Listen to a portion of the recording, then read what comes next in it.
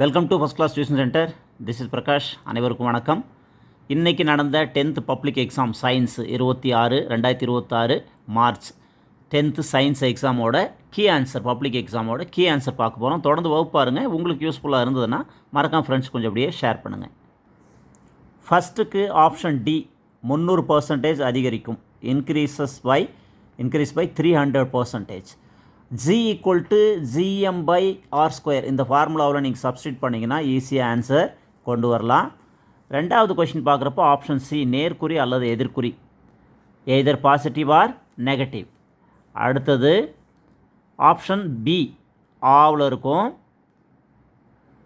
பார்த்துக்குங்க, சாவி மூடி இருக்கும்போது மின் சுற்றில் சுற்றுப்பாதையை மூடி விடுகிறது. க்ளோசிங் த சுவிட்ச் completes the circuit. Option B. Fourth question வந்து உங்களுக்கு 8,4 ஆன்சரு ஆப்ஷன் பியில் இருக்கும், ஆவில் இருக்கும். 8,4 தமிழ் மீடியம் இங்கிலீஷ் மீடியம் ரெண்டுமே சொல்லிட்டு இருக்கிறேன். இங்கே வந்து உங்களுக்கு நான் சால்வ் பண்ணியிருக்கிறேன் பாருங்கள். அட்டாமிக் நம்பர் அணு எண் வந்து Z, 6ல் 2 மைனஸ் பண்ணிட்டீங்கன்னா 4. மாஸ் நம்பர் ஏ, அது வந்து நிறை எண் வந்து 12ல் 4 மைனஸ் பண்ணிட்டுனா 8. ஆனால் கொஸ்டினில் ஏ அண்ட் ஜெட்னு கொடுத்துருக்காங்க. இங்கே ஏ வந்து 8, Z வந்து 4. அடுத்தது அஞ்சாவது கொஷின் வந்து ஏ அட்டாமிக் நம்பர் அணு எண். ஆறாவது கொஷின் வந்து உங்களுக்கு 11 கிராம். ஆறாவது கொஷின் 11 கிராம், அதாவது 36 மைனஸ் 25, 36 கிராம் மைனஸ் 25 கிராம். இப்போ இந்த மைனஸ் பண்ணுறப்போ உங்களுக்கு 11 கிராம். Option B. அடுத்து question number 7 option A large surface area, அதிக புறப்பரப்பளவு.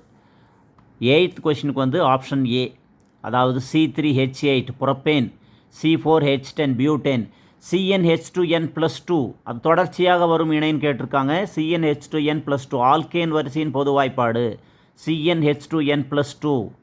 இதில் வந்து உங்களுக்கு சப்ஸ்டியூட் பண்ணுறப்போ இதுதான் கரெக்டாக வருது. C3H6 C4H10 propane and butane. Option A. அடுத்தது தண்டு ஸ்டெம்மு, 9வது கொஷின். 10வது கொஷின் வந்து அன்யூப்ளாய்டி, இது பார்க்குறப்ப உங்களுக்கு ஆப்ஷன் பியில் இருக்கும்.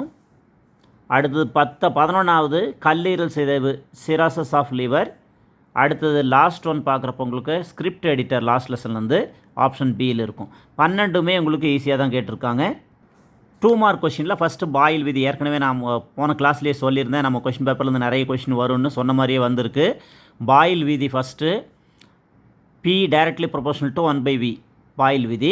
ரெண்டாவது ஒப்பு அணுநிறை, அதுவும் கேட்டிருந்தேன். ரிலேட்டிவ் அட்டாமிக் மாஸ் கேட்டிருந்தேன்.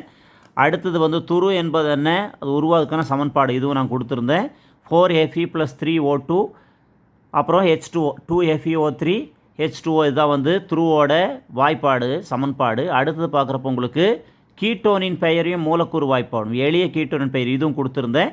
CH3COCH3 எளிய கீட்டோன். அடுத்தது உங்களுக்கு அடுத்த கொஸ்டின் வந்து காற்றோட்டமானது இரட்டை காற்றோட்டம் என்று ஏன் அழைக்கப்படுகிறது? நாளமில்லா சுரப்பிக்கும் நாளமுள்ள சுரப்பிக்கும் இடையே உள்ள வேறுபாடுகள். மாதவிடாயின் போது மாதவிடாய் சுகாதாரம் எவ்வாறு பராமரிக்கப்படுகிறது? ஆர்கியாப்டெரிக்ஸ், இது கேட்டிருந்தேன் உங்களுக்கு. அடுத்தது பொறுத்துக, ரொம்ப ஈஸி. உயிரி வாயு வந்து புதுப்பிக்கக்கூடிய ஆற்றல், அது இயற்கை வந்து புதுப்பிக்க இயலாத ஆற்றல். பசுமை இல்ல வாயு வந்து உங்களுக்கு carbon di oxide. CFL bulb வந்து ஆற்றல் சேமிப்பு, அதாவது நேச்சுரல். பயோகேஸ் வந்து உங்களுக்கு ரெனவபிள் எனர்ஜி, நேச்சுரல் கேஸ் வந்து நான் ரெனவபிள். க்ரீன் ஹவுஸ் கேஸஸ் வந்து CO3, CFL பல்ப்ஸ் வந்து எனர்ஜி சேவிங். ரொம்ப ஈஸியாக தான் கேட்டிருக்காங்க. அடுத்து சம்மு கூட உங்களுக்கு ஈஸியாக தான் கேட்டிருக்காங்க. அதாவது 500 ஃபஸ்ட் நம்ம ஒவ்வொன்றா சம்மில் எடுத்து சப்ஸ்டியூட் பண்ணிக்கலாம். டாப்ளர் எஃபெக்ட் ஃபார்முலா, அந்த ஃபார்முலா யூஸ் பண்ணணும். n = 500 கொஸ்டின்லேயே கொடுத்துருக்காங்க. n வந்து 500 ஹெர்ட்ஸு, VS வந்து 30 மீட்டர் செகண்டு, V1 வந்து 0, இந்த இடத்துல ஆரம்ப இது வந்து எவ்வளோ 0. V = 330, இதோடைய இது கீழே கொடுத்துருக்குற ஃபார்முலா n × V/V - VS. இதில் போடுறப்போ 500 × 330, ஆரம்பத்தில் 330 - 30 பண்ணிட்டேன்னா 300. 500 × 330/300 கிராஸ் பண்ணால் உங்களுக்கு என்ன வருதுன்னா 550 ஹெட்ஸ் வரும். 550 ஹெட்ஸ். சம் இப்படியே ப்ராக்டிஸ் பண்ணிங்கன்னா போட்டிருக்கலாம். 22 கம்பல்சரி சம் இது. அடுத்தது கூட உங்களுக்கு நான் கொடுத்துருந்தேன், ஒளியின் ஏதேனும் 5 பண்புகள் கேட்டேன். இங்கே 2 பண்புகள் கேட்டிருக்காங்க. அதே மாதிரி ப்ராப்பர்ட்டிஸ் ஆஃப் லைட், அடுத்த கொஷின் வந்து உங்களுக்கு Fக்கும் 2Fக்கு இடையில் கேட்டிருக்காங்க. அடுத்த ரியல் எக்ஸ்பான்ஷன், உண்மை வெப்ப விரிவு குணகம் என்றால் என்ன? நீள் விரிவு மற்றும் பரப்பு விரிவின் வேறுபடுத்துக. லீனியர் அண்ட் ஏரியல் எக்ஸ்பேன்ஷன் அது பார்த்தோம். அதுக்கு அடுத்தது பார்க்குறப்ப உங்களுக்கு வேளாண்மை துறையில் கதிரிக்காய் ஸ்டேபிள் பயன்கள் 2 அது கொடுத்துருந்தேன். ஜப்பானில் 2ஆம் உலகப் போருக்கு புதிதாக பிறக்கும் குழந்தைகளுக்கு பிறவி குறைபாடுகள் ஏற்படுவதென இது ரிப்பீட்டட் கொஷின் தான். வாயுவின் வெலாசிட்டி சவுண்ட் கேஸஸ் பாருங்கள், வாயுவின் ஒலியின் திசைவேகத்தை பாதிக்கும் காரணிகள் இதுவும் கொடுத்துருந்தேன். அடுத்தது பார்க்குறப்ப உங்களுக்கு எஃப்க்கும் 2 ஹெச்எஃப் இதில் வந்து எஃப்க்கும் 2Fக்கும் இடையில் என்ன பிணைப்பு அப்படின்னா அது வந்து சகப்பிணைப்பு, கோவலண்ட் பாண்ட். இது ரொம்ப ஈஸி, 3மே 1 மார்க் டைப்பில் தான் இருக்கும். 27வது கொஷின் 4 மார்க்கு. எஃப்க்கும் 2Fக்கு இடையில் என்ன பிணைப்புனா சகப்பிணைப்பு, அதாவது கோவலண்ட் பாண்ட். இப்பிணைப்பை அறிய உதவும் ஆவர்த்தன பண்பு வந்து எலக்ட்ரான் கவர்த்தன்மை, எலக்ட்ரோ நெகட்டிவிட்டி. அடுத்து இப்பண்பு தொடரிலும் தொகுதியிலும் எவ்வாறு வேறுபடுகிறதுனா எலக்ட்ரான் கவர்த்தன்மை வந்து இடமிருந்து வலம் வர்றப்போ அதிகரிக்கும், மேலேருந்து கீழ் வர்றப்போ குறையும். அதாவது ரைட் டு லெஃப்ட் போகிறப்போ இன்க்ரீஸ் ஆகும், டாப்லேருந்து கீழே பாட்டம் வர்றப்போ வந்து டிக்ரீஸ் ஆகும். இதுதான் எலக்ட்ரோ நெகட்டிவிட்டி. இது ரொம்ப ஈஸி. அடுத்தது இதுவும் ஈஸியான கொஷின் தான். எத்தனாயிக் அமிலம் எத்தனாலேருந்து எவ்வாறு தயாரிக்கப்படுகிறது? இது வந்து CH3 CH2OH C2H5OH பிரித்து எழுதுகிறோம். CH3 CH2OH எத்தில் ஆல்கஹால் அதில் வந்து K2Cr2O7 அதாவது பொட்டாசியம் டைக்ரோமேட், அதை வந்து பிரிக்கிறப்போ உனக்கு கிவ்ஸ் என்ன கிடைக்குது? CH3COOH + H2O கிடைக்குது தான் இதோட ஈக்குவேஷன். அடுத்தது முயலின் சுவாச குடையில் குருத்தெலும்பு வழங்கி காணப்படுவது ஏன்? அதே மாதிரி அடுத்த கொஷின் ரொம்ப ஈஸி. அட்டையில் காணப்படும் ஒட்டுண்ணி தவமைப்புகளை எழுதுக. ஏதேனும் 2 கேட்டிருக்காங்க. இது வந்து ஒட்டு உறிஞ்சிகள், ஹிருடின், தாடைகள். அதாவது ரொம்ப ஈஸி இது நீங்கள் ஏதாவது 2 தான் கேட்டிருக்காங்க. நிறைய ரிப்பீட்டட் கொஷின் தான் இது. சக்கஸு, ஜாஸு, அதே மாதிரி காப்பு, ஹிருடின் எழுதிக்கலாம். அதே மாதிரி நியூரான் அவற்றின் அமைப்பின் அடிப்படையில் எவ்வாறு வகைப்படுத்தப்படுகிறதுனா ஒரு முறை நியூரான், இருமுறை நியூரான், பலமுறை நியூரான். அவ்வளோதான். இதுக்கு 4 மார்க்கு அழகாக எழுதலாம். Unipolar, bipolar, multipolar. கார்டுகளில் முக்கியத்துவம் இது ரொம்ப ரொம்ப இம்பார்ட்டண்ட், ரொம்ப ஈஸி கூட. லாஸ்ட் டைம் கொடுத்துருந்தேன் நான் உங்கள் எல்லாருக்கும். கிளாஸ் பார்த்துருந்தா தெரிஞ்சிருக்கும். அடுத்தது பார்க்குறப்போ உங்களுக்கு இதில் எல்லாமே இருக்குது. L1 வந்து 50 ml, L1 மேலேயே இருக்குது. ஒரு 70 மில்லிலிட்டர் கொள்ளளவுள்ள கொள்கலனில் 50 மில்லிலிட்டர் திரவம் நிரப்பப்பட்டுள்ளது. அதாவது ஒரு 70 மில்லிலிட்டர் அளவுள்ள ஒரு பாட்டிலில் நீங்கள் கொள்கலனில் 50 மில்லிக்கு தான் நீங்கள் நிரப்பியிருக்கீங்க. இதில் வந்து வெப்பப்படுத்தும் போது அப்படியே நம்ம ஹீட் பண்ணுறப்ப என்ன ஆகும்னா ஃபஸ்ட்டு 50லேருந்து 48.5 கம்மியாகும். அப்புறம் மறுபடியும் நமக்கு பண்ணுறப்போ 51.2 உயருகிறது. எனில் திரவத்தின் உண்மை வெப்ப விரிவு மற்றும் தோற்ற வெப்ப விரிவை கணக்கிடு. என்னென்னா உங்களுக்கு என்ன கேட்டிருக்காங்க? Calculate the apparent and real expansion. இந்த 2 நம்ம கண்டுபிடிக்கணும். நம்ம 70 மில்லிலிட்டர் அது கணக்கு இல்லை, எவ்வளோ இருந்துச்சுன்னா ஸ்டார்டிங்கில் 50 இருந்துச்சு L1. அது L2 நம்ம ஹீட் பண்ணுறப்போ 48.5 ஆச்சு. L3 வந்து 51.2 ஆச்சு, இன்க்ரீஸ் ஆயிடுச்சு. இப்போ ஒவ்வொன்றையும் மைனஸ் பண்ணணும். L3 மைனஸ் L1 கடைசியாக 51.2 minus L1 எவ்வளோன்னா 50. Last stage minus first starting. அது வந்து உங்களுக்கு 51.2ல் 50 மைனஸ் பண்ணால் 1.2. L3 மைனஸ் L2 அடுத்த 2க்கும் வித்தியாசம். இப்போ 51.2 மைனஸ் 48.5ன்னா 2.7 ml. இப்போ இதில் ரியல் எக்ஸ்பேன்ஷன் வந்து 1.2 ml, அப்பரண்ட் வந்து 2.7 ml. அதாவது தோற்ற வெப்ப விரிவு வந்து 1.2, மேலே உண்மை வெப்ப விரிவு வந்து 2.7 ml. அவ்வளோதான். ரொம்ப ஈஸியான சம் இது. அடுத்தது உங்களுக்கு ஃபஸ்ட் லெசன்லேருந்தே 7 மார்க்கில் ஃபஸ்ட் லெசன்லேருந்தே 2 வருஷமாக கேட்கல, இந்த வருஷம் வரும்னு சொல்லியிருந்து அதே மாதிரி வந்திருக்கு. உங்களுக்கு சம்மு பாருங்கள். அதில் சம்மு பார்த்தீங்கன்னா 33ல் சம் பார்க்குறப்போ 1 ஓம் 2 ஓம் 3 ஓம் இது பார்க்குறப்போ இது R1 R2 R3ன்னு வச்சுக்கலாம். இது வந்து ஓம் விதியோட ஃபார்முலா தான். V = IR formula. V = IR ஃபார்முலாவில் ஒவ்வொன்றையும் சப்ஸ்டிட் பண்ணுவோம். ஃபஸ்ட்டு அந்த 1 ஓம் வந்து R1, 2 ஓம் வந்து R2, 4 ஓம்ங்கிறது R3. V = IR ஓம் விதி கீழேயே கொடுத்துருக்காங்க. ஓம் விதி என்பது என்னென்னு ஓம் விதி வரையிற அதே ஃபார்முலா தான் மேலே சம்முக்கு யூஸ் பண்ணணும். பண்ணுறப்போ V = I1 R1. I1 எவ்வளோ 1, R1 வந்து 1 × 1 வால்ட்டு. ரெண்டாவது V2 அப்படிங்கிறப்போ I2 = V/R2. அதாவது 1.2, 1/2ங்கிறது 0.5A. I3ங்கிறது V/I3 R3, அதாவது 1/4னா 0.25.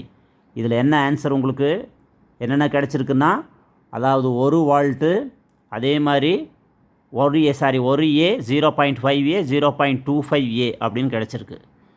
அடுத்தது இருமடி கரைசல். இருமடி கரைசலுங்கிறது என்ன? ரொம்ப ரொம்ப ரொம்ப ஈஸி. இருமடி கரைசல்னா ஒரு கரை பொருள் கரைப்பான். அதுக்கு எடுத்துக்காட்டு வந்து பார்க்குறப்ப உங்களுக்கு NaCl. NaCl. அடுத்தது அதான் பைனரி சொல்யூஷன். பைனரி சொல்யூஷனுங்கிறது சால்யூட் ப்ளஸ் சால்வெண்ட், இந்த ரெண்டு சேர்ந்த எக்ஸாம்பிள் வந்து NaCl. அடுத்தது உங்களுக்கு திரவத்தில் வாயு, திரவத்தில் திண்மம், திரவத்தில் திண்மம், திண்மத்தில் திண்மம், வாயுவில் திண்மம். இதுக்கு எடுத்துக்காட்டு ஃபஸ்ட்டு சோடா வாட்டர், உப்பு தண்ணி. கேஸ் இன் லிக்யூட், அதாவது திரவத்தில் வாயு வந்து சோடா வாட்டர், உப்பு தண்ணி. ரெண்டாவது திரவத்தில் திண்மம், சாலிட் இன் லிக்யூட் வந்து சர்க்கரை தண்ணி, அதாவது சுகர் இன் வாட்டர். தண்ணிக்கு வந்து சர்க்கரை நீர் கரைசல், இது உப்பு நீர் கரைசல். அடுத்தது solid in solid, solid in solid திண்மத்தில் திண்மம்ங்கிறது ஜிங்க் இன் காப்பர், ஜிங்கை வந்து காப்பரில் டிசால்வ் பண்ணுறது. அடுத்தது gas in gas, gas in gas வந்து ஏர், காற்று. வாயுவில் வாயு, வாயுவில் வாயு வந்து அது ஏர், நைட்ரஜன் அண்டு ஆக்சிஜன். இது ரொம்ப ஈஸியான கொஷின் தான். அடுத்தது அக்வாசிஸ் நான் அக்வாசிஸ் வந்து சொல்யூஷன். உங்களுக்கு என்ன நீர் கரைசல், நீரற்ற கரைசல் என்றால் என்ன, எடுத்துக்காட்டு தருக. அடுத்த கொஷின் பார்க்குறப்போ உங்களுக்கு இதில் HNO3, இது கொஷின் நம்பர். இரட்டை இடப்பெயர்ச்சி வினை எடுத்துக்காட்டு தருக. அது கீழே அந்த கொஷின் இதுக்கு HNO3 pH மதிப்பு. pH மதிப்பு ரொம்ப ஈஸி. HNO3 நம்ம எப்படி பிரிக்கிறோம்? H + NO3, H + NO3 minus, H + NO3 minus. ஏன்னா இதனுடைய வேலன்சி, அதாவது இதனுடைய இணைத்திறன் வந்து ப்ளஸ்ஸு, இதோட இணைத்திறன் வந்து மைனஸ், ப்ளஸ்ஸும் மைனஸும் போயிடும். ஸோ HNO3 இது வந்து 1.0 × 10⁻⁻⁴ m. இதில் pHோட உங்களுக்கு இந்த ஃபார்முலா தெரியும். pHோட ஃபார்முலா இதுதானே. So -log10 H plus -log10 இது வந்து 1.0 × 10⁻⁻⁴ கொஷின்லேயே கொடுத்துருக்காங்க. அப்போ இதெல்லாம் நீங்கள் கிராஸ் பண்ணுறப்போ 10/10, log 10/10 வந்து 1 இன்ட்டு இங்கே மைனஸ் ஆஃப் மைனஸ் ப்ளஸ். அப்போது log 1/1 வந்து 10/10 வந்து 1 தானே, இது அடிச்சிட்டா 1 வரும். அப்போ 1 × 4 4, இதோட ஆன்சர் வந்து 4. அடுத்தது மலரும் தாவரங்களில் காணப்படும் 3 வகையான திசு தொகுப்பு. ரொம்ப ஈஸி. புறத்தோல், தள திசு, வாஸ்குலார். அதாவது புறத்தோல் திசு தொகுப்பு, தள திசு திசு தொகுப்பு, அடுத்தது வாஸ்குலார். ஒளிச்சேர்க்கை என்றால் என்ன? இது எங்கே நடைபெறுகிறது? ஒளிச்சேர்க்கைன்னா உங்களுக்கு ரொம்ப ஈஸி. சூரிய ஆற்றலிருந்து கிடைக்கக்கூடிய என்னது நீர் இதோடு சேர்ந்து உங்களுக்கு ஒளிச்சேர்க்கை கிடைக்கிறது. இந்த ஒளிச்சேர்க்கையோட எங்கே நடைபெறுனா பசுங்கணிகத்தில் நடைபெறுது. சுவாச ஈவு என்றால் என்ன? அது ரொம்ப ஈஸி. இந்த கொஸ்டினெல்லாம் நான் கொடுத்துருந்தேன். சுவாச ஈவுங்கிறது CO2/O2, அவ்வளோதான். இது மெண்டல் தன் ஆய்விற்கு தோட்ட பட்டாணி செடியை ஏன் தேர்ந்தெடுத்தார்? ஓகசாகி துண்டுகள் என்னென்னா DNA, ஒரு DNAங்கிறது 2 பாலி நியூக்ளியோடைடுகளால் இழைகளால் ஆனது. ஒரு DNA வந்து 2 பாலி நியூக்ளியோடைடு அதனால் ஆனது. ரொம்ப ஈஸி தான். மேலே இங்கிலீஷ் மீடியம், தமிழ் மீடியம் கொடுத்து, இங்கிலீஷ் மீடியம் வந்து epidermis, ground tissue, vascular tissue. Name 3 basic tissue system flowering plant. Epidermis, ground tissue, vascular tissue. அடுத்து குளோரோபிளாஸ்ட். வாட் இஸ் ஃபோட்டோசிந்தசிஸ் எங்கே நடக்குது அப்படின்னா குளோரோபிளாஸ்ட். அடுத்தது உங்களுக்கு ரெஸ்பிரேட்டரி கோஷியன்ட். அடுத்தது உங்களுக்கு என்ன? சுவாச ஈவு. இது எல்லாமே நான் கொடுத்துருந்தேன் கொஷின் பேப்பரில், ரிவிஷனில் கொடுத்துருந்தேன். CO2/O2. அதே மாதிரி உங்களுக்கு ஓகசாகி ஏற்கனவே அதுவும் கொடுத்துருந்தேன். அடுத்தது DNA கன்சிஸ்ட் ஆஃப் 2 பாலிநியூக்ளியோடைடு. ரொம்ப ஈஸியாக தான். அதாவது ரொம்ப டஃப்னு சொல்ல முடியாது. ரிப்பீட்டட் கொஷின் அதிகமாக கேட்டிருக்காங்க. ஆனால் நம்ம எக்ஸ்பெக்ட் பண்ண அளவுக்கு வரல. ஆனால் கொஷின் பேப்பர் வந்து இன்றைக்கி ஈஸியாக தான் இருக்குது. எல்லாருமே ஒரு 60+ வாங்குறதுக்கு நிறைய சான்ஸ் இருக்குது. சென்டம் வாங்குறதுக்கு சான்ஸ் இருக்குது. 1 மார்க் 12மே ஈஸியாக தான் கேட்டிருக்காங்க. அடுத்த கிளாஸில் இன்னொரு டாப்பிக்கில் பார்க்கலாம். அது வரைக்கும் this is Prakash from first class tuition centre. நன்றி, வணக்கம்.